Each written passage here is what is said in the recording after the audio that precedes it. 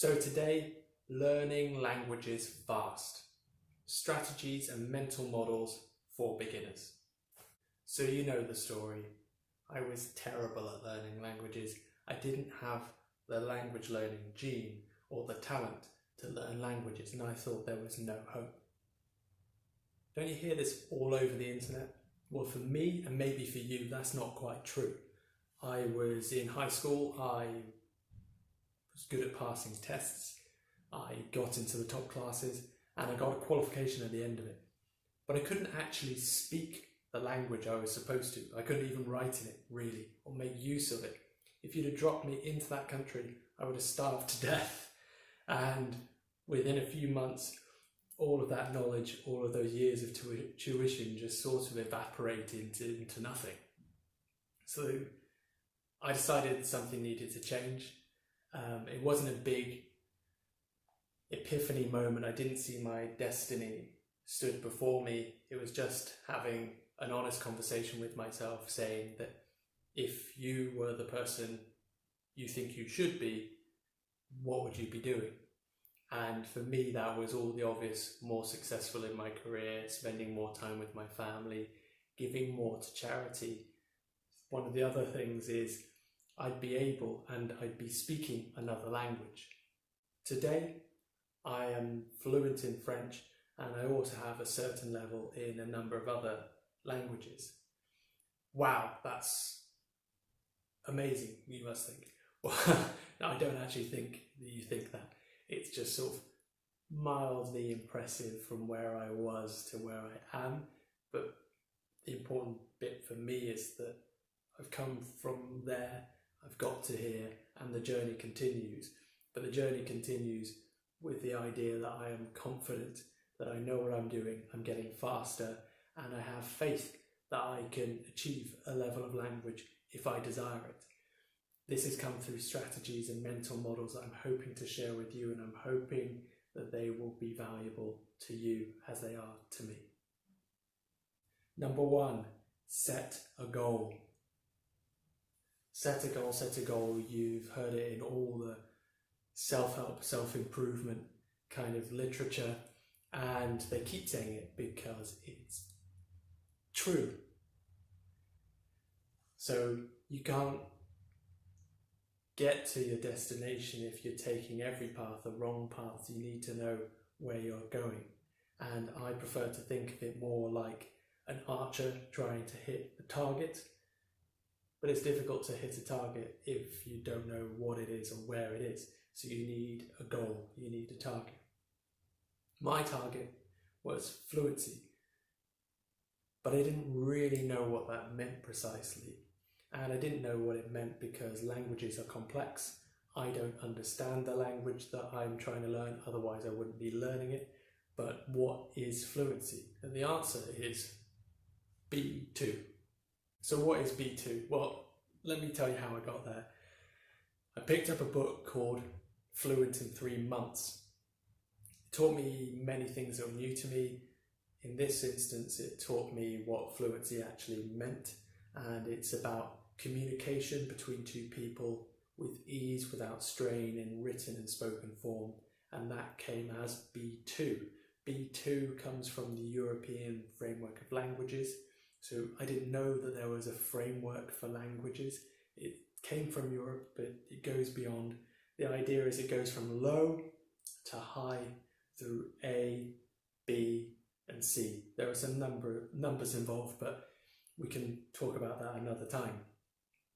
Either way, there's the top level of the intermediate or independent one, where you get that exchange back and forward with ease for each listener, speaker, reader, writer, and that is fluency. And it allowed me to then, this is controversial by the way, not everyone agrees, but it allowed me to mark myself or take exams at A1, A2, B1, B2, and it kept moving up and up and up, but I always had a target. So you need a target, but what's yours? Yours might be very different. It might be the same as mine. It might be different. You might want to go to a foreign country on vacation, be able to order freely in restaurants or talk to people in markets. It might be that you're, say, sat in the USA, but you need to go and do business in another country, and you need to have fluency or knowledge in that area, and there's a type of course and type of target for you too. Or you might want to go and live in a language, in which case that European framework would work quite nicely, but you might want to target specific things along the way. Either way, set your objective and work out some targets and some goals around that, and just keep hitting them bit by bit, level by level, and you will get to your intended goal. Number 2, embrace humiliation. That's right, everyone else is telling you language learning is fun, it's easy, and it's uplifting, and I'm here to tell you it's miserable. No. I exaggerate, but I find that there's a lot of people, and maybe I was the same, who make lots of excuses, and excuses are just that, they're excuses. One of the main ones is, I'm too old to learn languages. If I were a child, that would be different. It's easy for children. And Fluent in 3 months taught me that that's not necessarily true. You're an adult and you have many advantages over a child. For a child, it's quite difficult. They don't have your level of intelligence. They don't have your knowledge of social interactions or social cues. And also they haven't had time to accumulate so much of, say, the English language, that you discover that you already know different foreign words that have made it into the English language, like restaurant or baguette or something like that. You have a distinct advantage. But one of the advantages that children really do have is that they're constantly trying new things out. They're constantly trying and they're constantly making mistakes. But when they make mistakes, it's cute and they're laughed at in a playful way and encouraged on and given lots of help along the way. And you kind of know, and I think it's deep in the people who are resistant to this, we kind of know that as an adult it's far less acceptable, or it seems less acceptable, to make mistakes. And we've got this big thing called an ego in the way, and that ego will get damaged. And you can't really learn a language without taking some risk. You are always slightly below the level you want to. It's inherent in it. And you will find yourself where you don't quite know the words, or you might say the wrong thing, and you're worried that you might be humiliated, and maybe publicly humiliated. And I think it probably will happen. But the other side is that most of it's in your head. If you go to another country and you're trying to speak their language, most people would take this as a compliment, and they want you to succeed. They want you to do well. They do not want you humiliated, and they will treat you very kindly. That's what I've experienced. I'm not so sure I can say the same about my country. I think a lot of English speakers seem to rather arrogantly think that it is your job to learn our language. I mean, like, why can't everyone speak American like the rest of us? Number 3, languages are spoken before they are written. Look at it historically. Languages come from the spoken word. They are spoken before they are written, and therefore their natural state is far more in the spoken form. So get speaking. One of my preferred methods is Paul Noble audio courses. I'm going to put a link to Audible, his audio courses, below. But what he does is he gets you speaking, and he gets you speaking quickly.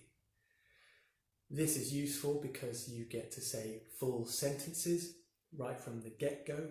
For example, I was travelling on to see a sports match with my dad, and we were on the coach for away supporters. I decided it was a fantastic time to start learning Spanish with my earphones, and then I decided it was a great time for him to start speaking Spanish too. So I passed him one of my earphones, and then we listened to it together. It was a lovely moment, I'm sure. But he started speaking basic Spanish sentences in just a few minutes, and it almost blew his mind. He didn't think that that was possible. But not only is it possible to speak very quickly, if you know the right ways, but it builds confidence. Confidence, you can fake it till you make it. You can fake confidence to a level, but confidence is really built by demonstration of success. And the speaking bit is not only useful, but being able to speak and demonstrate it helps build confidence. It's useful, but you are building confidence, you are building momentum, which will help you learn much more of the language in future. I've met people who've been studying languages for years from books and traditional courses, and I could speak, maybe not everything, but I could speak at a level of that language that was far greater than theirs, and I'd been only studying it for 2 weeks. Next up is wiggle through. My advice is ignore traditional language learning. It replicates and it replicates and it replicates, but I'm not really convinced that it is particularly effective. I can't see the demonstration. If you go through one of these courses and you fail, it's because you failed as an individual. But hang on, there were 2 people in the room, and surely the teacher has to take some of the accountability, whereas I don't really see that happening. In these courses, people don't really take responsibility for your outcomes, and the real lesson is that you have to be responsible for your own outcomes. But this also means take responsibility for learning yourself. So find what works for you. So if you go through, you experiment with different things, find tools, play with them, see if it works for you. If it doesn't work, discard them, pick up another tool, try it, and try the ones, get the tools that work for you. So imagine children in a soft play centre. So you've got ball pits, rollers, you've got rope ladders and all different kinds of things. And there is no proper way of getting around. And if there were a proper way of getting around, the children wouldn't care. They just get to where they want to go, and they will try and normally succeed, but if they fail, they'll try something again. And if they fail, they'll try something different. And eventually they get through, and it may be very inelegant, but they get through. Here I'm talking more about a mentality of just some tenacity and some energy in trying to find the solutions for yourself.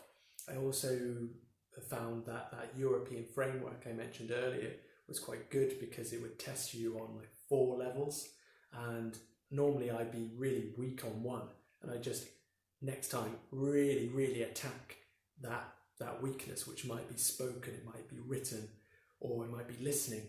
But I would identify the problem and then keep finding tools until I found the one that worked, and then just kept doing it, and my scores would jump around all over the place, but I was just wiggling through.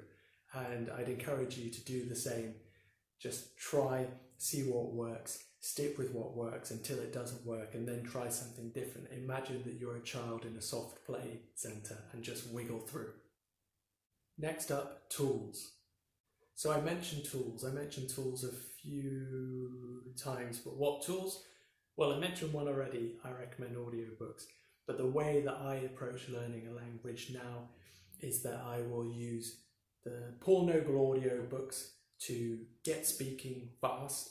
I'll use Duolingo, the app, to build my vocabulary, and I'll also use some form of video conference, Zoom, Skype, to find language exchanges or native tutors in a certain language, so that I can practice and I can identify those weaknesses in a non-traditional way.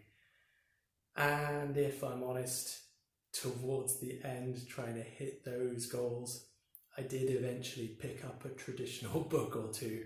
Those chapters are useful. Traditional language learning does have some merits, I will give it credit. Traditional language learning books, yuck. Next up is bring the country to you. So the book Fluent in 3 Months taught me that you can be fluent in 3 months if you go and live in the country that you're talking about. But of course, most of us don't have the time or the money to just go and switch our lives off, go to another country and just immerse ourselves in it. So the book also actually taught me that you can use technology to bring elements of that immersion into your life where you live now for little money or no money. So examples of that were that I set my phone up, I set the alarm to wake me up every day to the radio, but this was French radio, so I'd listen every morning to the news, to the weather, to the traffic reports coming from Paris. I would also follow my sports teams, not on the BBC, but I switched it for L'Equipe, which is a daily sports newspaper from France, and they had correspondence for my teams. Another one was iTalki or iTalki, and this allows you to do language exchanges via Skype and via Zoom, and also find native teachers as well. But the idea here is that you can exchange your English for their French and bring that native sound into your home for free. Okay, the last one, build habits, not motivation. So we talk a lot about motivation, but it's good for getting you started, but it probably won't get you to your destination. We have an instinct to want to completely white knuckle the experience, but I think that the real lesson is little and often. Try to find those little 5-minute, 10-minute, 15-minute things that fit into your day-to-day life. You can hook them onto other habits that you have. There's a great temptation to wait until the weekend to try and find 2 or 3 solid hours where you will absolutely nail that language. But I reckon that it's not very fun. You might not even get started, and if you do, it's really difficult, and your brain can only take in so much new material in one go. Your brain is almost physically changing shape, and you're forcing a lot to happen in one go rather than little and often. So again, I think try and find those 5, 10, 15 minutes that fit into your existing day-to-day routines. I used to drive to work, and on the commute I'd listen to my, already, beloved audio courses.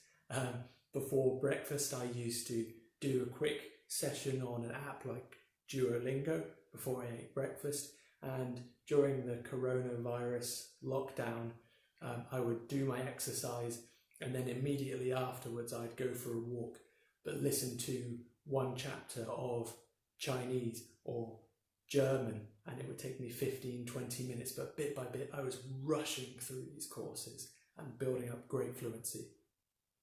So there we are, language learning using 7 strategies and mental models for beginners. I hope that was useful to you. If you have any hints, tips, strategies, mental models that you think are useful, I'd love to hear more about them if you put them in the comment section below. If you want to know more about developing your skills, language learning, and all other types of stuff, personal development, then please subscribe to my channel by clicking below.